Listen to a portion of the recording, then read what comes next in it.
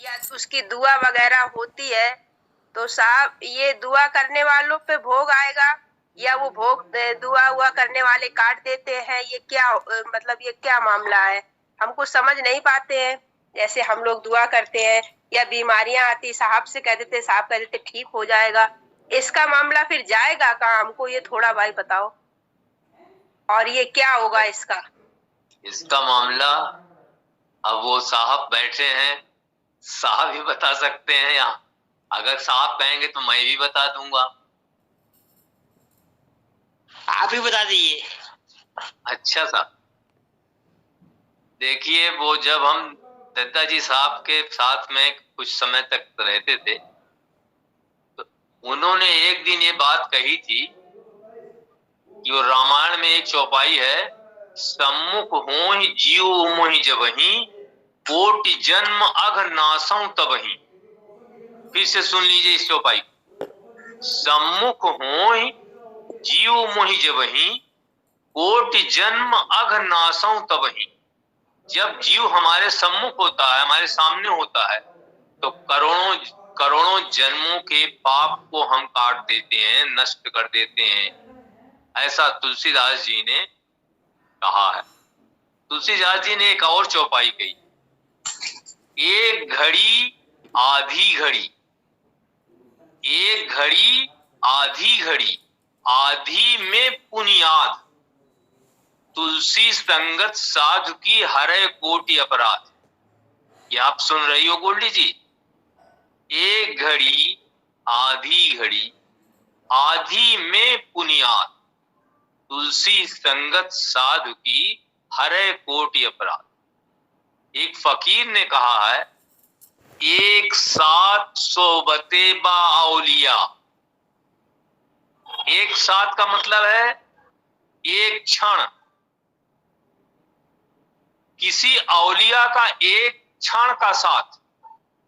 एक साथ सोबते बाउलिया, बेहतरज सत्साल तात बेरिया। किसी औलिया का एक क्षण का साथ बेहतर है सैकड़ों वर्ष की उस तपस्या से जो बिना मक्कारी के की गई हो। सैकड़ों वर्ष की तपस्या जो बिना किसी मक्कारी के की गई हो, उससे बेहतर है औलिया का, फकीर का एक क्षण का साथ। देखिए कितनी समानता है दोनों में। फकीर ने ये कहा, एक साथ सोबते बाउलिया, बेहतर सत्साल तात बेरिया। तुलसीदास जी ने उसी का हूबहू कहा, एक घड़ी आधी घड़ी, आधी में पुनियाद, तुलसी संगत साधु की हरे कोटि अपराध। एक घड़ी और उसकी भी आधी, उसकी एक घड़ी आधी घड़ी, आधी में पुनियाद, आधी में फिर आधी, तुलसी संगत साधु की हरे कोटि अपराध। तो दत्ताजी साहब इस बात पर थोड़ा प्रकाश डाल रहे थे कि भाई जैसे साहब ने आपका भोग हटाया तो आपका भोग साहब के ऊपर गया, ये बात तो सत्य है, ये बिल्कुल सत्य है। या आप लोग जो ग्रुप में अपनी अपनी अपना अपना दुखड़ा रोते हैं, हमको ऐसा हो गया, वैसा हो गया, वैसा हो गया, तो जो लोग दुआ करते हैं, दुआ वो अपने से तो करते नहीं, वो अपने गुरु से दुआ करते हैं। तो उसका जिम्मेदार गुरु भगवान होते हैं, हम लोगों को कोई जिम्मेदारी नहीं। तो मेरा तो कुछ भी नहीं, बात जाएगी उनकी कि जब दुआ के लिए उठा दिया हाथ मैंने, हमने जब दुआ की तो दुआ अपने गुरु से की, तो उस दुआ का प्रभाव गुरु पर होगा और गुरु के जरिए से वो दुआ ईश्वर को भी जा सकती है, या खुद वो ईश्वर होते हैं। गुरु बिल्कुल ईश्वर होते हैं, साक्षात परब्रह्म कहा गया, गुरु साक्षात परब्रह्म, साक्षात ईश्वर। तो दत्ताजी साहब ने जो बात कही कि सम्मुख हो ही जीव मोहि जबहि, कोटि जन्म अघ नासौ तबहि, तो उन्होंने कहा ये भाई कोई सामने आता है तो जीव सामने आ गया, उसने अपनी परेशानी बताई, तकलीफ बताई, दिक्कत बताई, तो कोटि जन्म, करोड़ों जन्मों का, कोटि जन्म अघ नासौ तब, अघ माने पाप, करोड़ों जन्मों के पाप को जब कोई जीव सामने आता है किसी फकीर के, अगर वो चाहे तो उसमें ये चीज जुड़ी हुई है, अगर वो चाहे तो कोटि जन्म अघ नासौ तबहि, सम्मुख हो ही जीव मोहि जबहि। तो दत्ताजी साहब कहने लगे कि भाई तो जो भोग है उस दुख का भोग कौन भोगेगा? भोग तो मान लीजिए करोड़ों जन्मों के भोग को उन्होंने कुछ किया या जो भी करते हो वो तो हमको मालूम नहीं, हम तो भाई छोटे मुंह बड़ी बात किया करते हैं आप लोगों के साथ। तो उन्होंने कहा वो उस भोग का क्या होगा, जिस भोग को उन्होंने माफ कराया या जो भोग को खत्म किया या करोड़ों जन्मों के भोग को क्या क्या किया, उसका क्या होगा, उसका भोग कौन भोगेगा? तो दत्ताजी साहब ने इसके आगे 2-4 लाइनें कही कि देखिए ये पूरा संसार जो है वो ख्याल की दुनिया है। जिसका जो ख्याल होता है, ख्याल का पसारा है पूरा दुनिया। अगर आप सोचेंगे कि हम सुखी हैं तो आप सुखी हैं, अगर आप सोचेंगे हम दुखी हैं तो आप दुखी हैं। कहा जाता है as a man think so he becomes, आदमी जैसा सोचता है वैसा बन जाता, जैसा सोचेगा आदमी वैसा बन जाएगा। तो दत्ताजी साहब कहने लगे ये जिसका ख्याल जितना मजबूत होता है तो उस मजबूत ख्याल की एक संकल्प शक्ति होती है, जिसको अंग्रेजी में विल पावर कहते, संकल्प शक्ति। जो जब भरत और सुग्रीव लवकुश से युद्ध कर रहे थे तो लवकुश के चारों ओर एक प्रकाश का घेरा बना हुआ था। लवकुश बालक थे ना भाई, लेकिन उनके चारों ओर एक प्रकाश का घेरा बना हुआ था। वो घेरा उनके गुरु महाराज का था, जिस आश्रम में वो रहते थे। तो जो सुग्रीव की गदा वहां तक पहुंची थी घेरे के पास, और भरत के बाण वहां पहुंचते थे, तो उस प्रकाश के घेरे से टकरा करके वहीं गिर पड़ते थे। और ये लोग अपने को महारथी समझते थे, सुग्रीव और भरत जी, भाई हम महारथी हैं, ये बालक हमारे सामने क्या टिकेंगे। लेकिन ये किसी की संकल्प शक्ति थी जो लवकुश की रक्षा कर रही थी। वो संकल्प शक्ति या विल पावर गुरु में कितनी होती है ये तो मैं नहीं बता सकता हूं, लेकिन ये जरूर बता सकता हूं, एक बार हमने अपने गुरु महाराज को कहते हुए सुना। वो आदमी वो एक लेडी थी पेवर में, तो गुरु महाराज से बात कर रही थी कि साहब कैसे मालूम हो कि कोई महात्मा है कि नहीं है, क्या उनमें शक्ति है कि नहीं है, ये है वो है, ऐसी बातें कर रही थी। हम भी बैठे थे, हमको भी जरा अच्छा कम लग रहा था कि इनको अभी कोई पूजा पाठ का इल्म नहीं और गुरु महाराज की शक्ति जानना चाहती। दत्ताजी साहब ऐसा कभी कभी कहते थे, गुरु की शक्ति को वही जान सकता है जो गुरु की हैसियत का हो, वही जान सकता है कि इनके अंदर क्या शक्तियां हैं। हम लोग ज्यादा भाई साहब से बात कर लेते हैं, भाई साहब बहुत सरल हैं, हम लोगों के लिए बहुत सरल हैं। अब भाई साहब से हम लोग मुंह लगे हुए भी हैं, तरह तरह की बातें करते रहते, लेकिन भाई साहब को हम क्या समझेंगे। भाई साहब जो हैं वो भाई साहब हैं, उसको तो भाई बड़े साहब राणा जी साहब समझ सकते हैं, दत्ताजी साहब समझ सकते हैं, या उस लेवल का कोई आदमी समझ सकता है कि भाई साहब क्या। हम तो भाई साहब से बातूनी बातें करते हैं और खूब समझते हैं कि भाई साहब हमारे भाई साहब हैं। तो भाई साहब में हमारा सब शामिल है, भाई साहब हमारे गुरु भी हैं, भाई साहब हमारे मित्र भी हैं, भाई साहब हमारे सखा भी हैं, भाई साहब हमारे माता भी हैं, भाई साहब हमारे पिता भी हैं, भाई साहब सब कुछ हैं। तो दत्ता जी साहब कहने लगे कि भाई वो जो विल पावर थी जो लव कुश की रक्षा कर रही थी, वो शक्ति जो है वो उनकी रक्षा कर रही थी, तो वो किसी शक्तिशाली की शक्ति थी ना, और उसमें उनका संकल्प शक्ति जुड़ी हुई थी। महाभारत का युद्ध हो रहा था, तो दुर्योधन को गांधारी जी ने बुलाया। जानते थे युद्ध हो रहा है, हमारा पुत्र है, इसको कोई गदा से मार देगा, कुछ कर देगा। तो गांधारी ने कहा, गांधारी के आंख पर एक पट्टी बंधी रहती थी। गांधारी ने दुर्योधन से कहा कि तुम निर्वस्त्र हो जाओ, बिल्कुल नंगे तिरंगे, मैं तुम्हारे ऊपर शक्तिपात करूंगी और तुम्हारा पूरा शरीर वज्र का हो जाएगा और कोई तुम्हारे शरीर को नुकसान नहीं पहुंचा सकता। तो दुर्योधन ने किया तो वैसे ही, लेकिन जहां कपड़े पहने जाते हैं उस जगह पर उन्होंने कपड़ा पहन लिया शर्म के मारे कि माता के सामने कैसे जाए। तो वो स्थान जो है वज्र नहीं हुआ। और जब उनका गदा युद्ध हो रहा था भीम से, तो जो भगवान कृष्ण थे उन्होंने अपना हाथ उस स्थान पर रखा कि यहां पर मार दो, तो भीम ने उसी जगह गदा मार दिया और वो लाचार हो। ये एक गांधारी की संकल्प शक्ति। ये संकल्प शक्ति क्या महात्माओं में नहीं होती है? होती है, जबरदस्त होती है।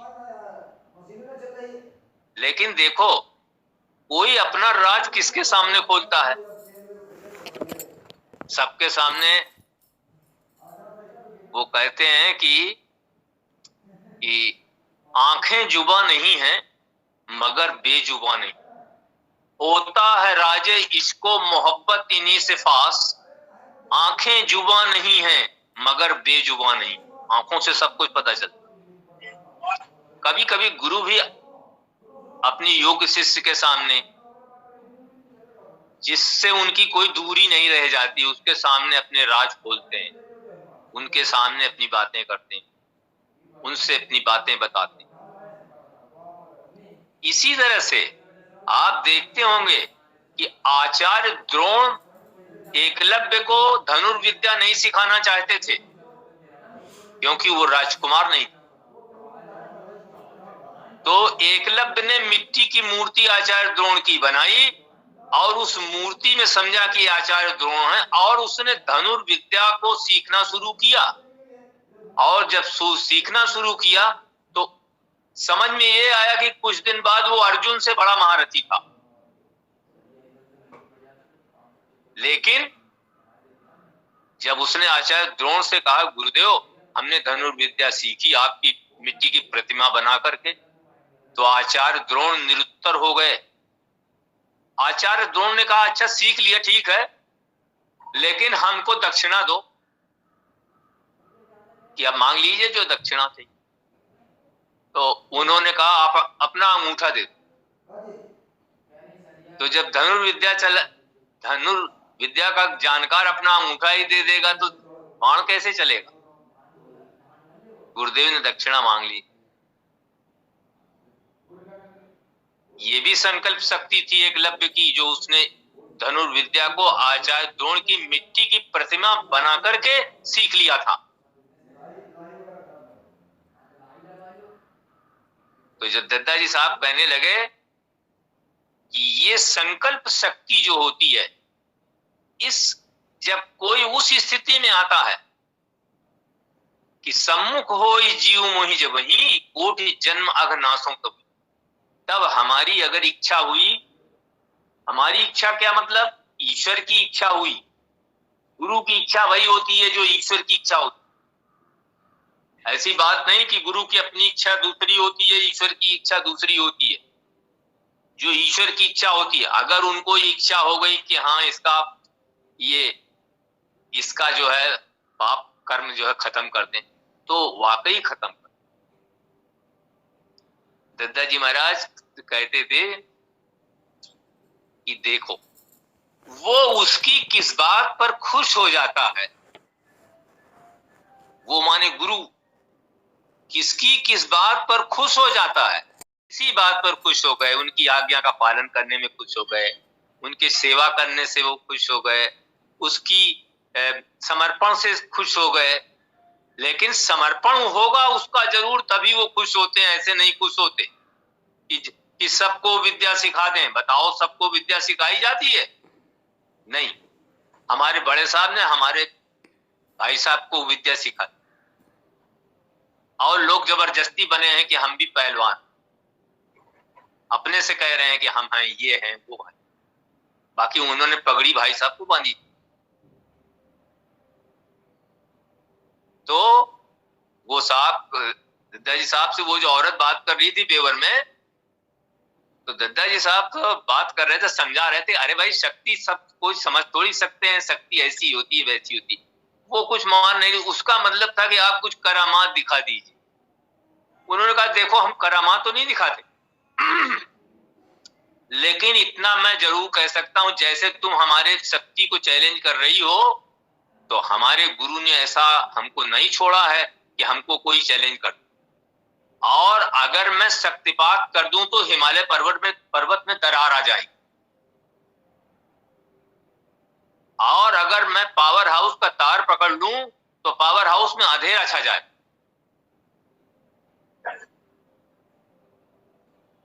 ये परम पूज्य दद्दा जी साहब कह रहे थे मेरे सामने की बात।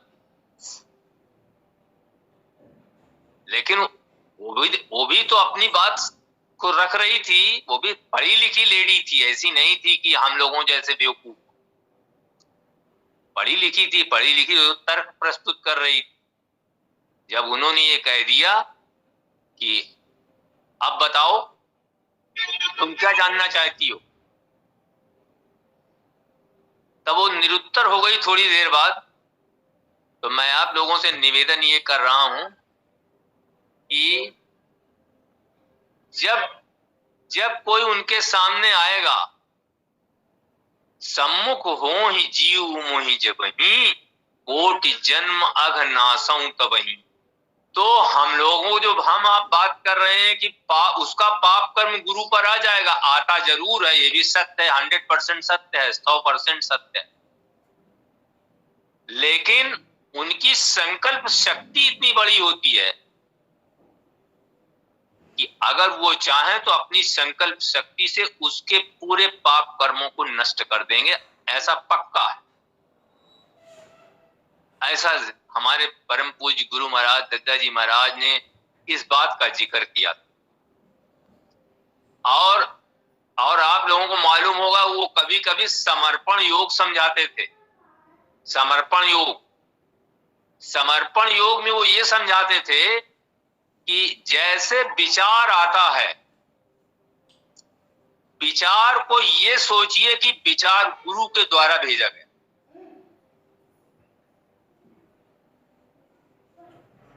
और गुरु के द्वारा जो भेजा जाएगा विचार, उसमें आप न सोचिए कि ये विचार अच्छा है कि खराब है, ये विचार सामाजिक है कि असामाजिक है, धार्मिक है कि अधार्मिक है, सात्विक है कि असात्विक है। इस बात को मत सोचिए कि विचार कैसा है, बस विचार को क्रियान्वित कर दीजिए। भाई आपने ये सोच के विचार को क्रियान्वित कर दिया इंद्रिय द्वारा कि विचार हमारे गुरु की तरफ से आया और हमने विचार को क्रियान्वित कर दिया, तो भोग आप पर नहीं आएगा।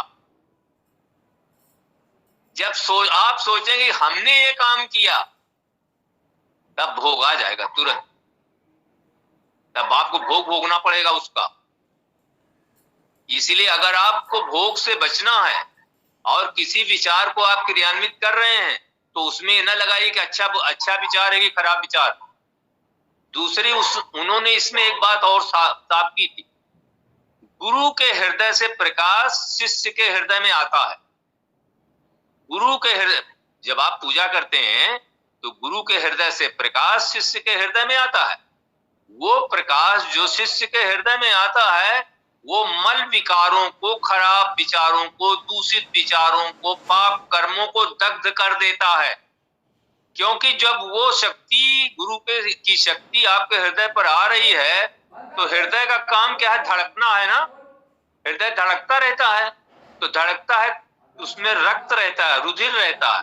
तो वो रुधिर जो उस शक्ति को रिसीव कर रहा है वो पूरे शरीर में भ्रमण करता है, रुधिर उस शक्ति को लेकर।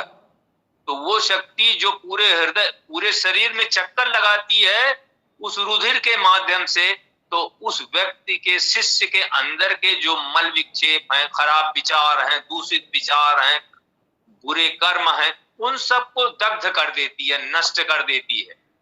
इसीलिए हम लोग कहते हैं कि गुरु के हृदय से प्रकाश आता हुआ अपने हृदय में लीजिए, क्योंकि हृदय में रक्त का संचार होता है। उस रक्त से में वो शक्ति, प्रकाश जुड़ जाएगा और पूरे शरीर में फैल जाएगा वो रुधिर के साथ। तो पूरे शरीर में जहां भी रोगाणु हैं, बीमारी के कीटाणु हैं, बीमारी है, उन सब चीजों को साफ कर दे। तो उसके बाद जब आप में विचार उठेगा, जब उस शक्ति ने विचार, आपके दूषित विचारों को निकाल दिया, खराब चीजों को निकाल दिया, रोगाणुओं को निकाल दिया, कीटाणुओं को नष्ट कर दिया, तो जो विचार उठेगा वो सात्विक ही होगा और वो गुरु द्वारा आएगा। तो उसको आपको अपने इंद्रियों द्वारा संचालित कर देने में जरा भी पख नहीं लगानी चाहिए कि विचार अच्छा है कि खराब है। आप उसको संचालित कर दीजिए और तब आप पर कोई भोग नहीं बनेगा। लेकिन जब आप ये देखेंगे कि विचार अच्छा नहीं है, तब संचालित करेंगे तो भोग तुरंत वाजिब हो जाए, तुरंत।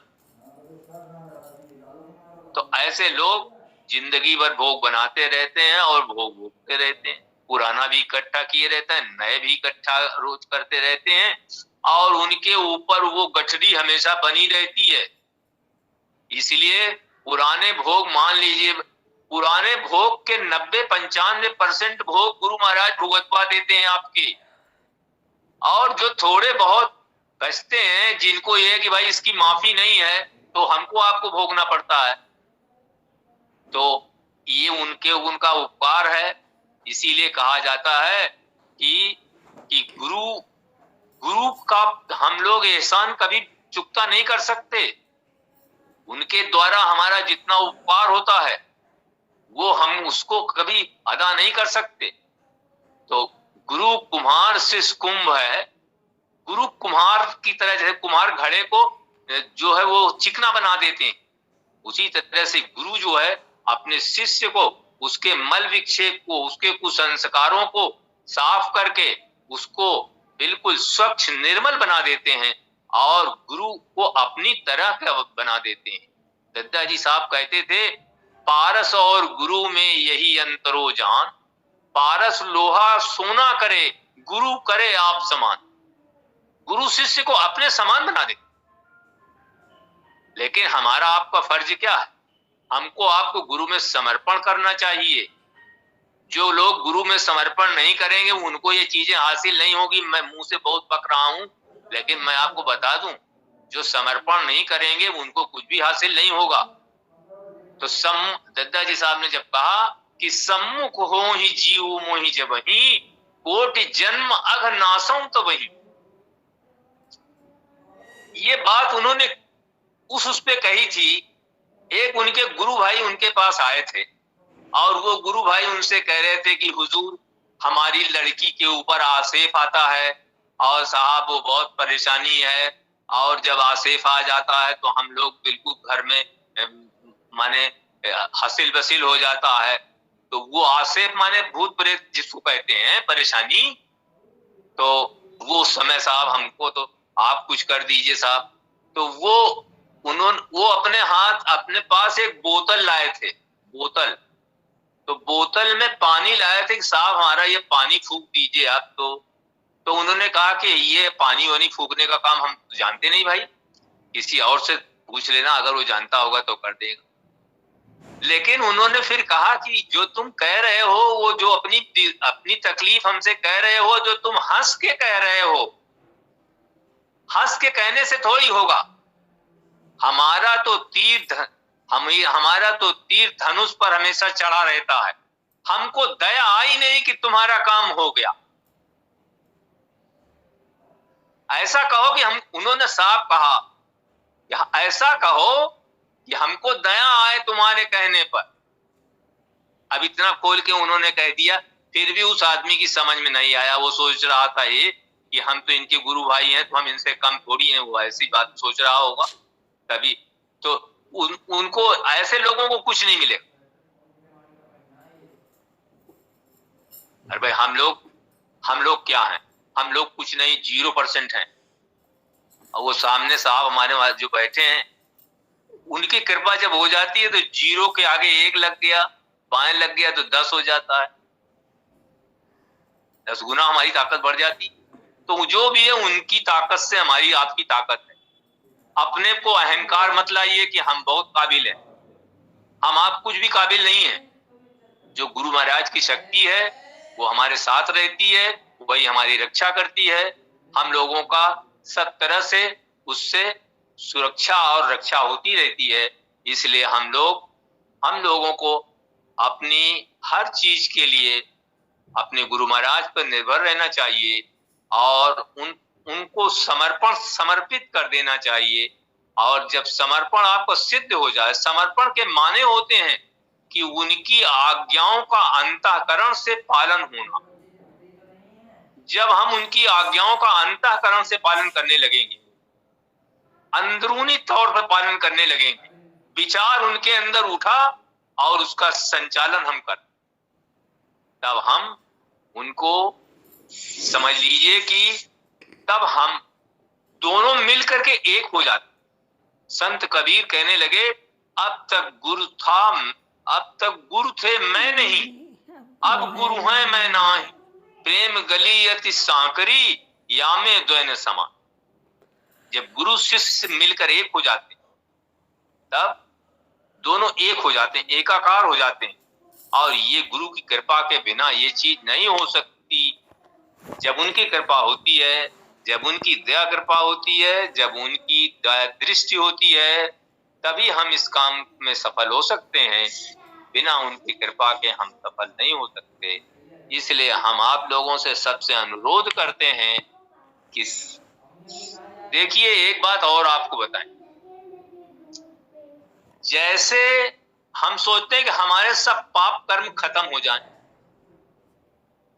और आप सोचते हैं गुरु महाराज से कह के खत्म करवा लें, तो हमको आपको भी तो सोचना चाहिए कि गुरु महाराज पर इसका क्या प्रभाव पड़ेगा। सही शिष्य तो वो है जो गुरु महाराज को जरा भी तकलीफ अपनी वजह से नहीं देना चाहे। ये भी हम आपसे बता, सही शिष्य वही है। भाई साहब, यही तो हम कहना चाहते हैं, यही बात थी हमारी।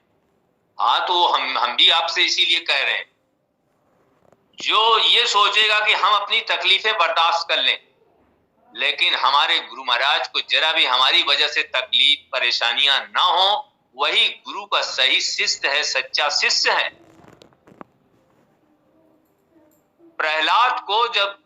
प्रहलाद को नरसिंह भगवान ने जब उन्होंने प्रकट हुए खम से, तो प्रहलाद को ये कहा कि प्रहलाद तुम जो चाहो मांग लो।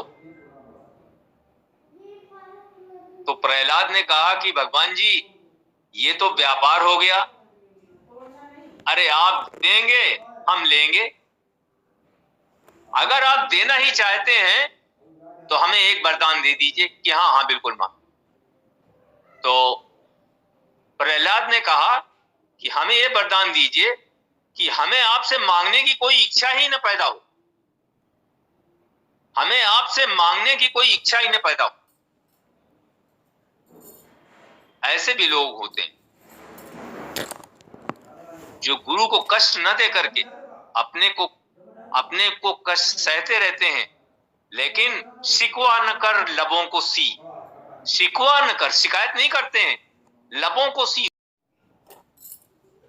अगर हम उनको अपने से, अपनी जान से लोग कहते हैं ना कि एक आत्मा दो शरीर है, गुरु में सही बात तो यही है। जो उस दिन वो पूछ रहे थे, सायुज्य पूछ रहे थे ना मान सिंह यादव, तो जब सायुज्य हो जाता है, गुरु शिष्य में विलीन हो जाता है, तब वो उसको कुछ नहीं, वो जैसे जैसे मुर्दा होता है उस तरह का होता है। क्या सुख है क्या दुख है, दुख सुख उसको बोध नहीं होता, उसमें सब ईश्वर को, गुरु महाराज को शुक्रिया अदा करता रहता है। आपको धन्यवाद साहब, आपको साहब धन्यवाद। ईश्वर को धन्यवाद देता है, गुरु महाराज को धन्यवाद देता है, क्योंकि गुरु महाराज ही तो ईश्वर है उसके। जो दो गुरु समझता है, जो ईश्वर को अलग समझता है, गुरु को अलग समझता है, वो भी कुछ नहीं पाता, उसमें दुई का भाव पैदा हो जाता है। ऐसा भी भाव रखने वाला आप लोगों के लिए एक चीज बता रहा हूं। पीयूष वाणी में पेज नंबर 58 पर, पीयूष वाणी चच्चा जी महाराज की किताब है, जो उनके योग्य शिष्य शिवनारायण दास जी गांधी ने उनकी वचनों को लिखा है। तो उसमें 58 पेज पे लिखा है कि जब हम अपने गुरु की पूजा करते हैं, अपने गुरु की सेवा करते हैं, पूजा करते हैं, तो संसार में जितने गुरु हैं उन सबकी पूजा हो जाती है, और संसार में जितने देवता हैं सबकी पूजा हो जाती है। अपने गुरु की सेवा करने मात्र से संसार के सभी गुरुओं की सेवा हो जाती है, और संसार के सभी देवताओं की सेवा हो जाती है, पूजा हो जाती है। कि तो अपना गुरु, अपने गुरु को आप धन्यवाद दीजिए और उनके शुक्रगुजार रहिए और उनके हमेशा ऋणी रहिए। अपने को उन पे पूर्ण निर्भर कर दीजिए। अरे बुखार आएगा, जुकाम हो जाएगा, बीमारी कुछ आएगी, कुछ दिन में दवा दारू करके ठीक हो जाएगी। अब तुरंत ही उनसे हम क्यों कहेंगे आज साहब हमको बहुत परेशान। तो चोट पे चोट खाए जा, यार से लव लगाए जा, शिकवा न कर लबों को सी, इश्क है दिल लगी नहीं। तो हमने भाई बहुत कुछ साहब की प्रेरणा से आपके सामने रखा आप लोगों को, और मैं क्या बता ही सकता हूं। साहब ने थोड़ा बहुत हमको जो ज्ञान दिया है उसी को आपके सामने रख देता हूं, और साहब की कृपा के बिना हम कुछ नहीं कर सकते। हम तो महामूर्खों की श्रेणी में आते हैं, बस हमको आप क्षमा करिएगा। तो साहब से भी मैं क्षमा प्रार्थी हूँ, साहब को प्रणाम करता हूँ, और सब भाइयों से भी प्रणाम करता हूँ। सबको नमस्ते। साहब जी सादर गोल्डी, तुम इसको रिकॉर्ड कर लिया करो भाई साहब, कहीं जो बोलते हैं जी। गोल्डी से कह रहे हैं कि इसको रिकॉर्ड कर लिया करो जो भाई साहब बोलते हैं।